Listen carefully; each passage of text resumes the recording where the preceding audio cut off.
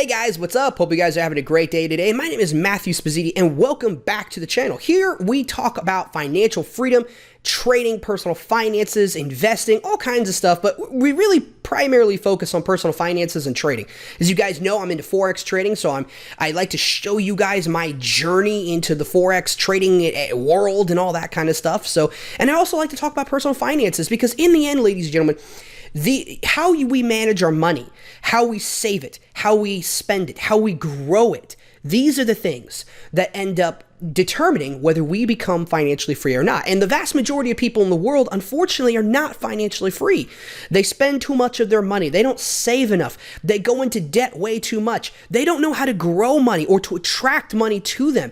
So in the end, this is why we focus on these things on the channel. These are the things that, in my opinion, are truly going to help you guys, and myself included, become financially free. And I think that is the most important thing that we can do. I mean, if we're not good stewards of our money, then we're not going to have a lot of it. We're going to abuse it. We're not going to respect it. So it's incredibly important that we become very, very, very good with our money. And that's what I'd like to focus here on the channel. So welcome back. Today, I wanted to talk a little bit about personal finances.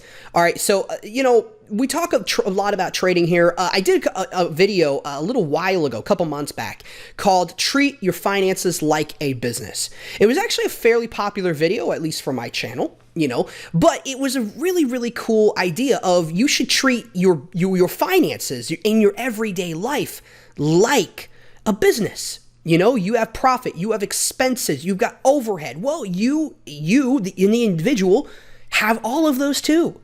You've got rent. You've got to fill up your car. You have bills that you have to pay. These are your overhead. These are your expenses, but you also have your profits. Are you profitable? If you were to look at the business of you, the business of like Matthew Spazziti, right? Am I profitable? Well, yes, I am. And by how much? So that's what we talked about in that episode. It was a very, very good episode. I absolutely very much enjoyed it. If you want to check it out, I'll go ahead and post the link in the description below, or you can just go to the channel. It's pretty simple to find. But today I want to talk about how you can save money fast, okay? And this can be applied at any given point in time, but this is how you save money, and this is how you do it as quickly as possible, because there's some of you out there who don't have savings. You need to have savings. Well, if you want savings and you want money quickly, this is how you're going to do it. You do it through FAST. Now, FAST is an acronym I heard about. I was watching, just surfing the YouTubes and whatnot, and I found this really great guy. Actually, he's a mentor of mine. He teaches trading and a lot of stuff. His name is Jason Greystone. He's got a great channel. You guys could go check it out. But he introduced me to this concept called FAST. Now, as it turns out, I was actually already doing this concept. I was already kind of implementing it, but not 100%, but from the parts that I was implementing, I didn't even know I didn't know it had a term associated to it. And it really has a lot to do with automating your savings, right? But the term is called FAST. It's an acronym that stands for Forced Accelerated Savings Technique. All right. And it's a very, very, very cool technique, and it's a cool acronym for sure. But and it goes really well with this video, coincidentally enough. But the point is that FAST is forcing the acceleration of your savings. And how you do this is through savings automation. Okay. Sounds really complicated. It's really not. Savings automation. Ooh, but it's really not. All savings automation is you go to your bank account, and you tell your bank, I want to deposit this amount of money. I want to transfer this amount of money from my checking to my savings or to another savings at another bank. And I want to do this on a monthly basis. That's all it is. It's an automatic draft. It just automatically transfers your money from one to the other. And this is how you save money, ladies and gentlemen. My wife and I have been doing this for a long time. We save a certain amount of money every single month. Now, the thing is so we were already kind of implementing this anyways, but what we weren't doing is we weren't actually, how would you say? We weren't like accelerating the savings process, which is something that we probably should have been doing, but we just hadn't done yet. So how do we quickly accelerate the savings process? Well, basically, you pick a percentage. First of all, you need to go to your bank statement. All right. You need to do a budget All right. Write down what your expenses are, write down how much you bring in every single month. If you guys want to go back and view that video, how to treat your finances your personal finances like a business, that's basically what I tell you to do. You need to do a budget. Now, when I say a budget, what I'm saying is pull up a spreadsheet, right? An Excel sheet, and then write down your expenses. You write down on another column your debt and those expenses as well. Write down how much money you make. Track how much you have in debt and how much you're paying off. Track all of that stuff. Write it all down and see, are you profitable at the end of every month? Okay, so do it for like a 30-day period. And then once you've done that, if you need to, you're probably going to need to go into your banks and you're going to need to look at your bank statement and what your expenses are. A lot of banks will actually have graphs and stuff that you guys can use. So it's really not that complicated to do. They'll like show you, they'll have it all broken down for you, which is one of the benefits of digital spending, right? Digital, spending with a debit card and stuff like that. It has a lot of drawbacks. We spend more and we have an easier time spending because we don't feel the physical cash, right? We don't actually see, oh, hey, I have 20 bucks in my hands. You don't actually see it. So it's not as impactful if you spend all of it, right? Or if you spend a big chunk of it because it's just a plastic card. So with that stated though, go check out your expenses.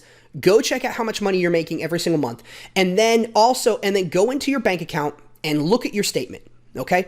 Once you've determined that and you're realizing that you're not really devoting a whole lot to savings, find out first and foremost, look at your expenses and see, are there any areas that you can cut back? Okay. So if you got like that Hulu subscription that you rarely ever use, then maybe cancel it. I think me and my wife just did this recently. It was like $6 a month. It's not that much money, but it adds up over time, cancel it. You don't need it. Maybe you're subscribed to a gym membership, $20-$50 a month. Again, but you rarely ever go down there, do whatever you got to do, get rid of it. If you're not using the service, then what's the point in having it, right? Look, I'm considering this too. I was a podcaster for about a little over 2 years, and I finally decided I'm done with podcasting. I want to go into the trading and personal finances, that kind of stuff. I want to focus mostly on that. I had already started these two businesses without really realizing they were two different things. So I wanted to go more with the trading. So what am I considering? Well, I'm considering canceling my podcast subscription. It's like $30 a month. It's not a lot of money, but every little bit counts. Right? I've got a storage unit that's like $175 a month. I'm going to go empty that out. I'm going to pull that stuff home. I'm going to save myself $175 a month. Now that's a decent chunk of change for most people. So, but you get the idea. So go through your expenses and do a true, deep, honest dive into what you can afford to actually keep and what you can't. And when you decide that you can afford to keep certain things, then keep them. But when you decide that you can't, cut them off. Get rid of them. But what about the things that aren't subscription based? What about things like, okay, well, we spend a lot of money when we go out to dinner. Okay, we don't like cooking and we go out to eat all the time. This is a common problem for a lot of people. My wife and I included, right? We struggle with this heavily. We love to go out to eat, particularly over the weekends. And it is not uncommon where some weekends we can literally spend $100, if not $100 plus in one weekend just associated with food. That's insane. That's absolutely insane. But it happens.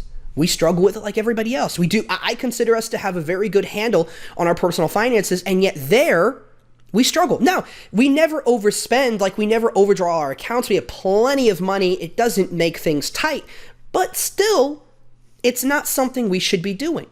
So what I would do in this situation is I would say, okay, let's look at how much money we're spending every single month. So I said $100 a week. Sometimes it's more. Let's say you're doing $200 a week and going out to dinner. It sounds crazy, but it's really not. If you actually look at the numbers, you'll find that most people are probably spending more than that.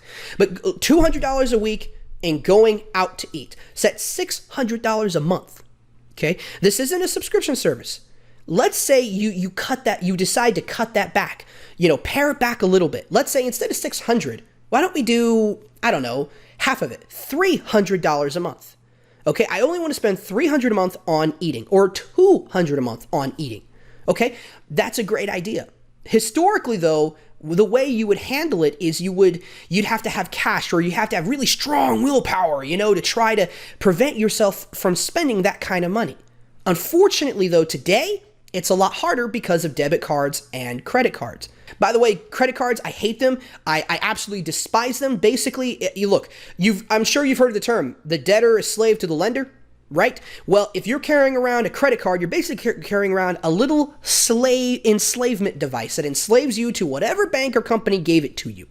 And they're going to slap you with very high interest rates. It's not worth the risk. You don't need it. Learn to save so that you don't need it. Now, this is not financial advice. I'm not a licensed advisor or anything of the sort. But for me, I cut them up. I get rid of them. I got rid of them years and years and years ago. I actually really never had that many credit cards. I think I had 2. And, well, to be completely honest, I actually enrolled in them on accident. So, it is what it is. But I canceled them right away, and I've never had them ever since. But look, so that being said, though, because we use digital cash, right? We spend with digital money. It's hard to have willpower because it's too easy to spend. This is what the banks want. This is what businesses want. So what can you do? Well, there are a couple of tactics. First and foremost, I have a Cash App. I use the Cash App, and I have a debit card associated with that app. Now, it's a preloaded debit card. Okay, I can load as much money onto the Cash App and the card as much as I want. So one method would be to load a certain amount of money onto there every week, and that's your budget. That's your allowance to go out to dinner. That would be one way. Now, it's not perfect though. Okay, because you still have to remember to do it. You have to buy things with that card specifically. It's not perfect, but it is one way of doing it. The other way is to have a expense tracker.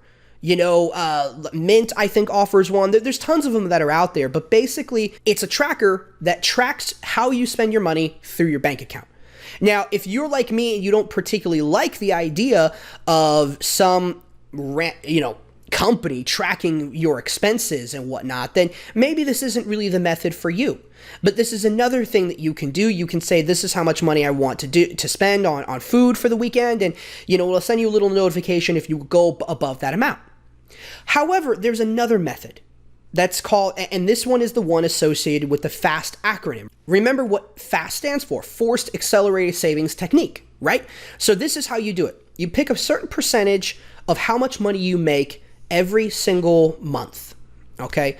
And you say, I want to take 5%, 10%, whatever, and I want to put that into savings. So you looked at your expenses, you know how much money you want to save, you know how much money that you can save, you pick a percentage, and then you go to your bank and you automate that savings. So if you're spending, $600 a month and you only want to spend $200, well, then you tell your bank, I want you to take $300. I want you to put it in my savings account, or in a savings account that's from another bank or another account that I have somewhere else. That way it's not easy to get at. And that's one thing that I do. I will use separate bank accounts in order to grow my savings, because I try to keep them out of sight, out of mind. I've got several bank accounts that I do this with. And basically I just have an automated transfer from one bank account to the other, and it just sits there. Now, yes, you can still have debit cards to those accounts, but they're not as easy to get access to. I have one that has no debit card associated to it at all, and if I want money from that account, it takes a day or two to transfer it to my bank account with the debit card. So it makes it harder to get at. Now, this is good in some cases, it's bad in others, if you need emergency. So I still keep a big chunk of change, in a savings account that is associated with my checking account at my primary, bank. But each to his own, that's just what I do.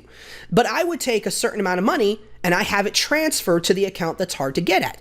And I have a certain amount of money that's transferred to the other account. Okay, the one that's easy to get at. And that way I still keep a certain amount of money on hand in case an emergency happens that I need money right away and I can't really afford to wait a day or two or whatever to get the money. But in most cases, that's not going to be your situation. That being said, though, you determine how much money you want to spend. I want to take 5% of my income of my monthly take-home pay. I want to take 10% of my monthly take-home pay. I want to take I don't know, maybe you can't afford to do 5 or 10. Maybe you can only afford to do 2%. Whatever the number is, decide what it is. Decide how much money that is, and then automate that savings. Okay? That's the first step. The second step is every 6 months, decide to increase, double the percentage that you're saving. So if you're only saving, let's say you couldn't do 5, let's say you couldn't do 10, let's say you could only do 2. In the next 6 months, you would go back and you would double it to 4%. And then another 6 months would happen and you would double it to 6%. You get the idea, right? And why do you do this? Well, once you have extra expenses, you just get used to it. You're like, oh my gosh, I just had this, my first child. It's going to be a huge financial burden. You freak out about it. But then over time, you acclimate to the expense. You just get used to it. Everything turns out okay. I did this for when my wife and we bought our very first house. Now, we've decided owning a home is not really for us, and I'll do a video on that later. But when we were owning, I freaked out. I had probably one of my first panic attacks in my life that I can think of. Well, maybe not in my life. I think I had another one in college, like many people do when you go to that test and you realize, oh my gosh, I really don't know what I'm doing. And yeah, that happened. But when I actually did buy my first house, I kind of panicked a little. It's really expensive. There's a lot of upkeep and there's a lot of costs associated. And then I knew that we were going to have our first child. So not only did we buy our first house, we were also going to have our first child. Pretty crazy stuff, right? Doing all of it within 1 year was insane. I would not recommend doing both in 1 year. Do one year, do the other year if you can help it and if you have a choice, if you have a say in the matter. But with that stated, okay, what we did was we bought a house and I was scared. It was a huge burden, a lot of debt. And I was kind of freaking out about it. But eventually what happened was, we just got used to the expense. We just got used to it. It wasn't that as big of a deal as time went on. And we realized, it's workable. We can cut back in other areas. We're fine. We're doing good. And that's what happens. We as people automatically, we'll get up in arms when, our life is reduced a little because of extra expenses. But we get used to it and we acclimate to it. This is how you increase your savings though. See, this technique is how you force accelerate the savings. You do it, you pick 2%. That was our example, 2%. You wait 6 months. You get used to it. If you need to wait longer, then wait longer, but you get used to it, right? And by the time you're used to it, if you got to wait for a whole year, then fine, wait a whole year. But by the time you're finally used to putting 2% away automatically and treating it like a bill, you want to treat it like a bill, like you don't have a choice. You have to put that 2% away. It's automatic. It's automated. Your decision-making process is done at that point. It's a bill now, okay? That's how you should treat it. That's how you should kind of think about it. But, ultimately, once you do the 2% and you've lived with it for a certain period of time, eventually it'll get a lot easier for you to live with. And then sooner or later, you're going to increase it to 4%. That'll take some time to acclimate to. And then you're going to go even further. You're going to go to 6%. Again, that'll take time to acclimate to. So you do this over and over and over again until you finally decide, you get to a point where you are comfortable. Right? You can't really increase your savings anymore because if you do, it'll actually put you in a pretty bad situation or you don't want to say too much. There is a point of too much savings, right? Too much of anything is a bad thing. But so you find out where that's sweet. You keep increasing it until you realize, okay, if I save any more, I'm not going to have enough to spend, so there is a certain point. You can't just be frugal and save absolutely everything. So you keep going until you find a spot where you're comfortable and then you keep it there. Ladies and gentlemen, this is one of the fastest ways to save money, okay? And if you need to, I know a lot of people who have no savings, they look at it as such a huge monumental task, so sometimes it helps to look around your house to find some things to sell that you really don't use anymore, and then take that cash and just inject it straight into your account. So you see that the amount is there. Psychologically, it helps you. It gives you more of a positive feel about it, positive emotions about it, and it makes you feel successful. So if you could get, scrounge up $500 to $1,000, that could be very helpful. So that's something you could do to start the process. But ultimately, look, what you got to do is you need to automate your savings. Look at your finances. I know that's a scary thing to do because I know that when I first started it, I didn't want to because I was afraid of what I would find. But eventually it was one of the best things I ever did. And my wife and I, we still probably every 6 months or so, we still look at our finances. We still look at our budget. And again, we don't have like a super tight budget that tries to scrimp and save. No, we just have an Excel sheet that outlays how much money we're making every month in profit and how much that goes into savings and how much of it goes into debt and all that kind of stuff. We're just tracking our expenses, right? That's what I mean. Make an Excel sheet. If you don't, I don't know if calling it a budget is the right way of saying it, but make an Excel sheet. Track it. It's easy. It's not difficult to do. It's a little scary if you've never done it. So make sure to give yourself time to do it. Make sure to think long and hard about it. But look, you need to look at your savings. You need to be aware of how much money you're spending. If you're not aware of it, you'll never know. It's kind of like me with trying to lose weight. If I don't count my calories and my carbs, then I'm going to eat whatever I want. Because all the calories and carbs, it just goes into a black hole and I don't know where it goes, right? I'm not counting how much, well, I know where it goes. It goes down here. But I don't know exactly how much I'm eating because I'm not tracking it. Well, it's the same thing with your expenses. If you don't track your expenses, you're never going to know. Just goes into a black hole. You have no idea how much you're spending, and you could be spending a massive portion of the income that you're bringing in, that you work hard, blood, sweat, and tears to obtain. It's incredibly, incredibly important, ladies and gentlemen, that you know where your money is going. So sit down, take some time, look at your expenses, and then determine how much money you want to save. If you don't even look at your expenses, but you know you have wiggle room, start small. You don't have to start spending or saving hundreds of dollars out of the gates. If you can only afford $5 a month, start there. If it's maybe only 10, 15, 25, 30, start there. Start with something. Okay? You don't want to be, I can't save 100 or 200, so I'm not even going to bother trying. No. $25 a month over time grows over time. Okay? So start wherever you can. If you have to start small, there's no shame in that. Start small. Okay? We all were there at one point in time. If you can start relatively big at the 5% range and trying to save 5% of your income, then start there. If you can only muster, 10%, then start there. Okay? But make sure to accelerate it. If you can't do 6 months, then maybe try to do 7 or 8 months and then and double it then. Or maybe you have to do a whole 12 months, a whole year, and then you can double it then. Either way, doesn't matter. Okay? So many people get really dogmatic about this stuff. It's like, well, you should be saving 10% of everything that you bring home, 10% of your income. That's a pretty, well-known rule. But there's so many people that I can't even fathom saving 10%, man.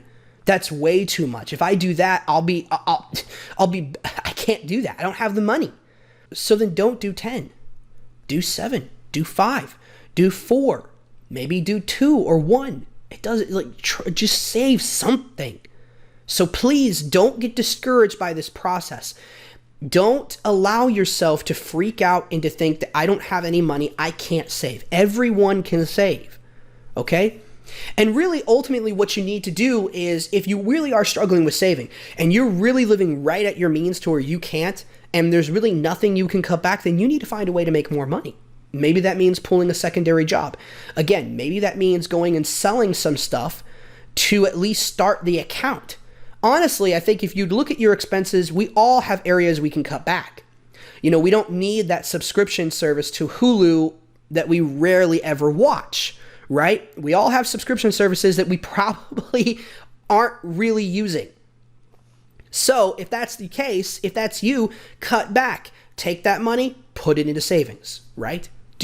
Start it that way. So we all have situations. I really don't think the number of people that can't save, if you're being really honest with yourself, I think that number is very, very small. No matter what kind of income you're making, you can save. It just requires that you sit down, you look at your expenses, and you automate the savings. You have to do the work. You have to actually go and take the actions. Can't just be words, right? So, ladies and gentlemen, that's fast forced accelerated savings technique, and I think it's the fastest way for you to save money. It's the fastest way to save $1,000, $10,000, however much money you want to save. That's the fastest way to do it. That's the fastest way to build a savings account. And ladies and gentlemen, with the world getting more crazy and more tumultuous, right? A lot of chaos. Having savings, while yes, some people argue that inflation's eating it away, the fact of the matter is that it's still necessary to have. Okay, there are lots of different techniques that you can use to reduce how bad inflation's hitting you, and a whole host of other stuff. And we won't get into that video today. We'll do another video in the future on that topic. How can you combat inflation? But as of right now, though, you still need savings. You still need savings. You can't very well start investing in, things that counteract inflation if you have no savings, if you have no free cash flow. You have to have free cash flow in order to save. You have to have savings in order to invest. That's my opinion, and that's what I think we all need to do. Look at your budget. Find that free cash flow. Then once you find it, then automate it. Automate some of it into savings. And then accelerate it. Every couple of months, every 6 months, double it. And you'll be surprised if you stick with this methodology, you stick with this technique for a long period of time, there's a high chance that you will do amazing. So, ladies and gentlemen, that's it for the video. Hope you guys liked it. If you did, make sure to like, subscribe, and if you want to get the daily, constant alerts, then make sure to hit that bell button so you get the alerts every time I post a video. But by you guys liking, by you guys subscribing, that really helps us here on the channel. And also, if you like this content a lot, your odds are you're not the only one in your life that's going to like it. Please make sure to share it with someone that you think is going to get a lot of value out of it. Ladies and gentlemen, this really helps to support us here on the show. It helps me to grow this channel and to spread this message. I really do feel that when we focus on managing our money better, we make our life better. It's not that life is all about money, but money tends to be at the center of everyone's problems, or at least it's one of the things. If we can learn to control our money and spend it wisely and learn to grow it, and if we can do that, then I believe that we can all live a better life. So I'm trying to make the world a better place, essentially, is what I'm saying. So if you like that message, if you like what this channel is all about, and you like these videos, please make sure to like, please make sure to subscribe, and make sure to share it with a friend. Someone that you think needs to hear it, or someone at least you think is going to really enjoy listening to it. So, ladies and gentlemen, if you'll do all that for me, I'll see you guys in the next episode. As always, know the risks, plan accordingly. Have a great day.